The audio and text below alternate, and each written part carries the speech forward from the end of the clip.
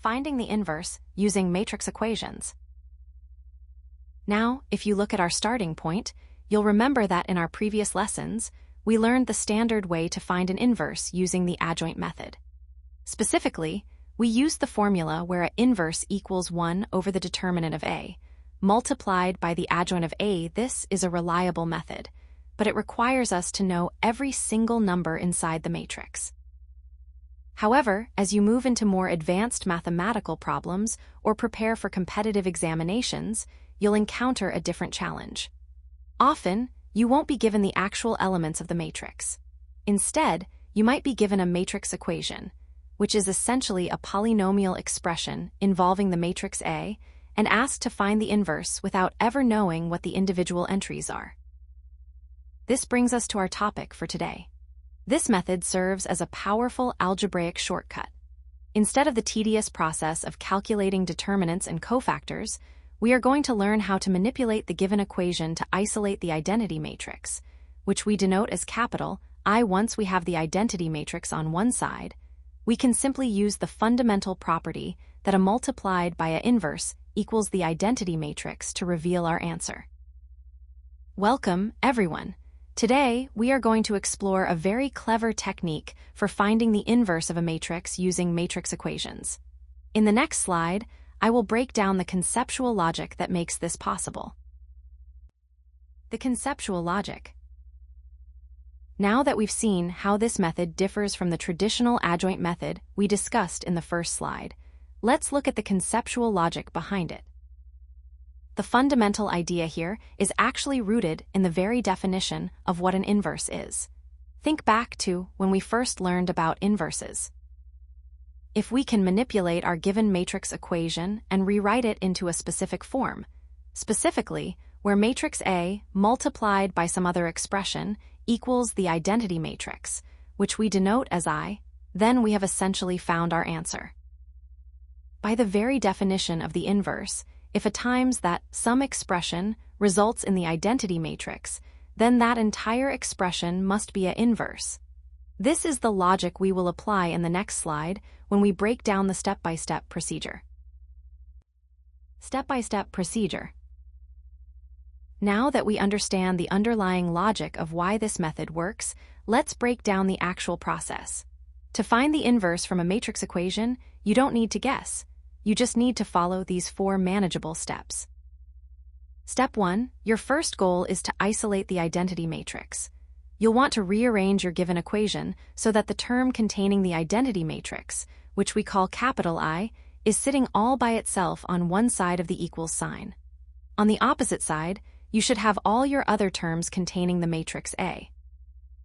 Step 2, once you've isolated the identity matrix, the next step is to factor out the matrix A. Look at the side of the equation that contains the higher powers of A, such as a squared or a cubed. You want to pull out a common factor of A from all those terms. This will leave you with a product, the matrix A multiplied by a polynomial expression. Step 3, now we need to bring the inverse into the picture. To do this, you will multiply the entire equation by an inverse.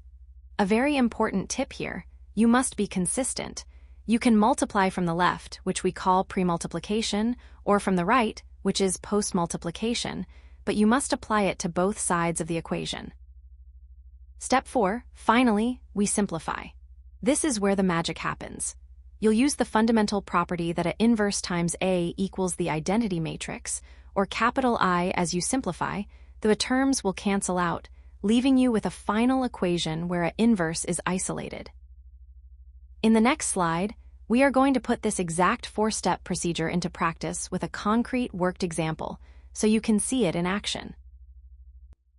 Worked example. Now, let's put the theory we just discussed into practice with a worked example. Here is our problem. Given that a square matrix A satisfies the equation, a squared minus 4A minus 2I equals the null matrix, find the expression for an inverse. To solve this, we will follow the 4-step procedure I outlined in the previous slide. Step 1, isolate the identity matrix. We start with our given equation, a squared minus 4A minus 2I equals the null matrix. To begin isolating the identity matrix, we move the negative 2i term to the right-hand side of the equation. This changes the sign of the term, leaving us with a squared minus 4 equals 2i. Step 2. Factor out the matrix A. Looking at the left-hand side, we can factor out the matrix A from both the squared term and the 4a term. This gives us A, multiplied by the quantity, a minus 4i, equals 2i. Now, I want to highlight a very important detail here, and I will revisit this later in our discussion on common mistakes. Notice that I wrote 4i instead of just the number 4. As we learned, you cannot subtract a scalar from a matrix. You must subtract a matrix from another matrix, so we use the identity matrix to keep the dimensions consistent. Step 3. Multiply by an inverse. Now, we want to isolate the expression that represents the inverse. To do this, we pre-multiply both sides of the equation by an inverse. On the left side, we have an inverse multiplied by the quantity, a times the quantity, a minus 4i. On the right side, we have an inverse multiplied by 2i. Step 4. Simplify. Using the associative property of matrix multiplication, we can regroup the terms on the left. This gives us the quantity, a inverse times A, multiplied by the quantity, a minus 4i, which equals 2 times a inverse times I. Now, applying the fundamental properties we discussed earlier. A inverse times A equals the identity matrix, and any matrix multiplied by the identity matrix remains unchanged. Therefore, our equation simplifies to the quantity, a minus 4i, equals 2 a inverse. To finish the process, we simply divide both sides by 2 to isolate a inverse. This leaves us with our final result, a inverse equals 1/2, multiplied by the quantity, a minus 4i. And there you have it. We have successfully found the expression for the inverse without ever needing to know the actual elements of the matrix. Real-world application context. Now, you might be sitting there thinking, this is all very clever algebra, but when will I ever actually use this in the real world? It's a fair question, because at first glance, these matrix equations can seem quite abstract and disconnected from reality. However, I want to show you that this method has profound practical applications, specifically in advanced fields like control theory and quantum physics. In these complex scientific disciplines, the entire state of a system, whether it's the stability of an aircraft's flight path or the behavior of subatomic particles, is often represented by a matrix. Often, these systems follow a specific characteristic equation, very much like the one we just solved in our worked example. By using the algebraic manipulations we've just practiced, engineers and physicists can find what we call the inverse operation. This essentially allows them to calculate the way to reverse a system's state or find equilibrium. The beauty of this method is that it allows them to find these solutions using pure algebra, rather than being forced to calculate massive, incredibly complex matrices by hand, which would be nearly impossible. So, as we move into our final slides, keep in mind that these aren't just mathematical tricks. They are essential tools for solving real-world complexity. Common mistakes to avoid. First, let's talk about scalar versus matrix subtraction. This is perhaps the most frequent mistake I see. You might be tempted to write a minus 4, but in matrix algebra, you cannot subtract a simple constant number from a matrix. As we noted when we factored the equation earlier, you must multiply that constant by the identity matrix I first. So, always ensure you are writing a minus 4i. Second, please be mindful of the multiplication order. Remember, unlike regular numbers, matrix multiplication is not commutative. This means that a times b is not the same as b times a when you are performing step 3 of our procedure, multiplying by the inverse. You must be consistent. If you choose to pre-multiply the left side of your equation by an inverse, you must also pre-multiply the right side by an inverse. You cannot switch sides mid-calculation. Third, do not ignore the nature of the null matrix. It is tempting to treat the capital O, which represents the null matrix, as if it were just the number 0. While they behave similarly in some respects, remember that O is a matrix where every single element is 0. Keeping this distinction in mind helps you maintain the correct dimensions throughout your work. Finally, a quick reminder about distribution. Do not forget to distribute an inverse.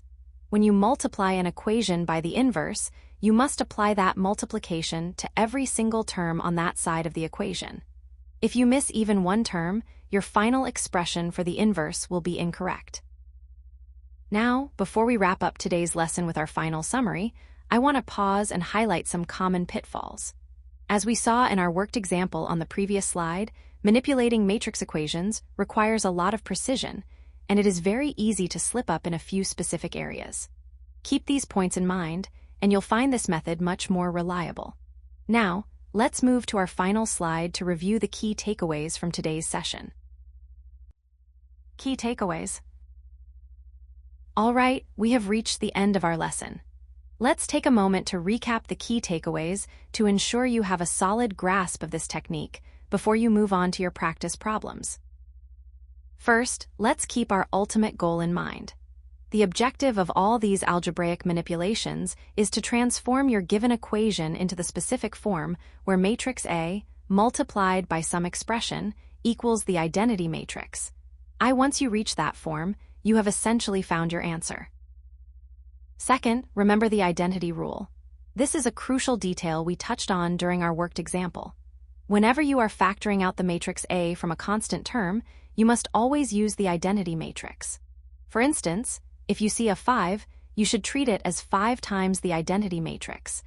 This ensures you are always performing operations between compatible matrices, not between a matrix and a scalar. Third, the entire logic of this method rests on the inverse property. Everything we do relies on the fundamental identity that A inverse times A equals the identity matrix. This is the magic key that allows us to isolate the inverse. Finally, consider the efficiency of this approach.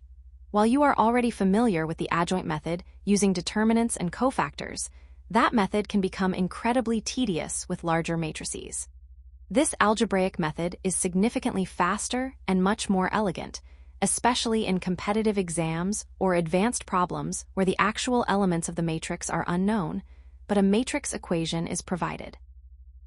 Keep these points in mind, and you'll be able to tackle these types of problems with much greater confidence. Well done today.